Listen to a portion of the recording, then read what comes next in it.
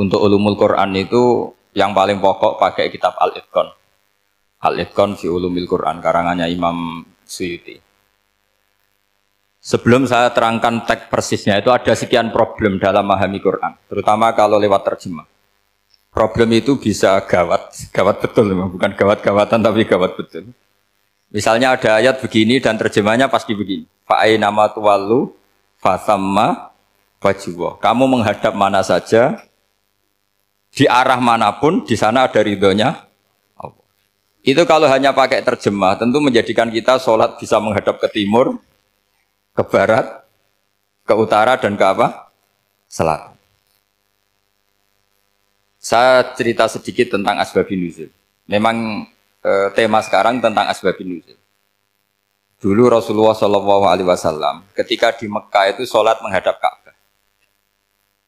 Tapi setelah pindah di Madinah, di mana Madinah itu ada komunitas Yahudi dan Nasrani, Rasulullah itu menghadap ke Baitul Maqdis, kira-kira 16 bulan.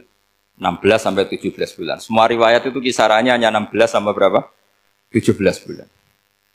Sehingga orang Yahudi itu bilang begini, Muhammad ini baiklah, meskipun dia membawa agama baru, tapi kiblatnya masih ikut kita, masih baik kan. Setelah 16 bulan, Nabi diperintahkan Allah untuk menghadap ke Ka'bah. Awal liwajaka syatrul masjidil haram. Maka orang Yahudi itu berontak. Berontaknya adalah kiblat mereka ditinggalkan.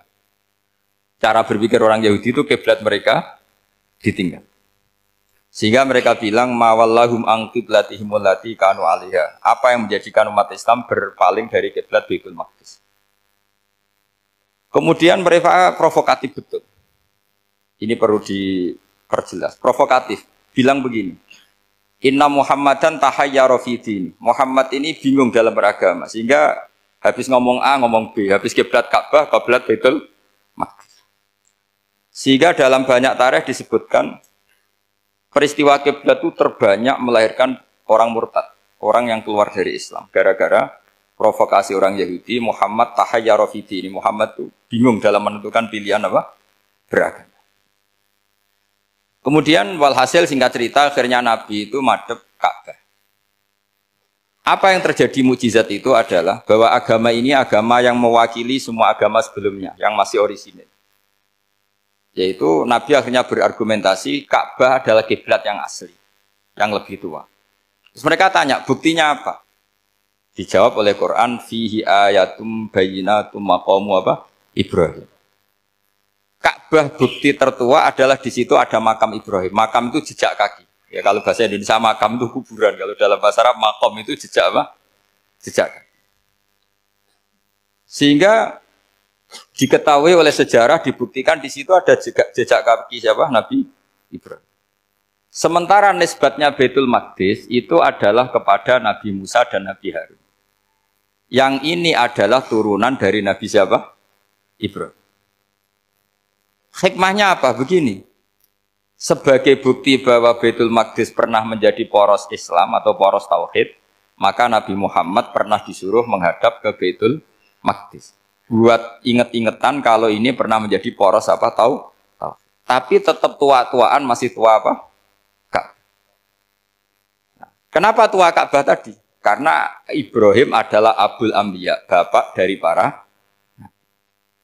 Dan di situ ada jejak kakinya. Fihi ayatum bayyinatum maqam.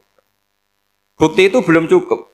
Dibuktikan lagi bahwa Ismail kecil itu hidupnya di Ka'bah.